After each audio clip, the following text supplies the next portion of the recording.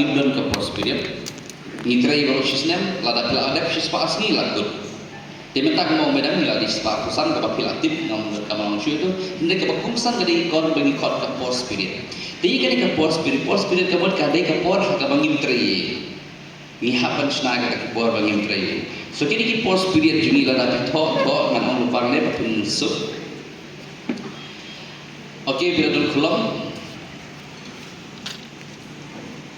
Okay, one of the important thing in the VVG Ramji is what we call now post period. Yeah, you all know that we have 125 days now under VVG Ramji, but we have a particular period of time which is divided differently in different states or different districts of the state.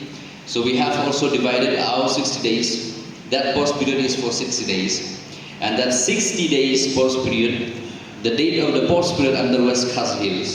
Kita tarik job the post period in West Khas Hills. Kadi benai April, in the month of April. She tarik April hadu khasan tarik April. 1st of April to 15th of April. This is for 15 days. Kani namda khasan ski. Kani ngimsha apin tarekam. In this period, the pitrai kano kam kadali ban good shwashi tarik kano ka kam ba pitrai ha banai march ka kam jo phi kadi ban good shwashi tarik be nadu shi tarik hadu khatsan tarik phimla ban diman kam ai but pentikna ba ka NMS jo phi ro kam di ban lai ha ka shi tarik ne ar tarik ka NMS jo phi ro kadi ban good be shi tarik shwashi po ma Kemudian kano ka demand na work ka demand ni ka kam mo di ka sulong na kune bangi ikut your financial year how life way teri jong very much. Okay, so from 1st of April hadu khasan tarik ngimpala aban demand kam ai hapo West Khas Hills.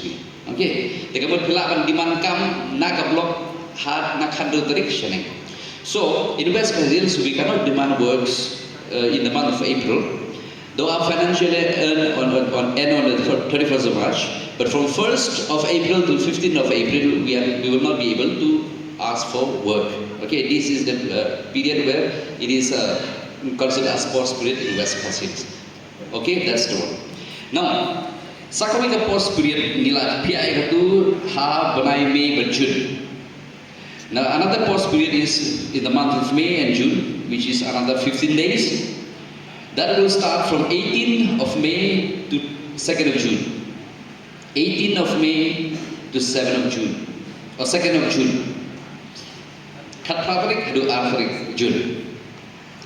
Then another post period Juni, kadi benai August and September, another 15 days. Arpulai tarik August, mentah benai Arpulai tarik August till 8 September.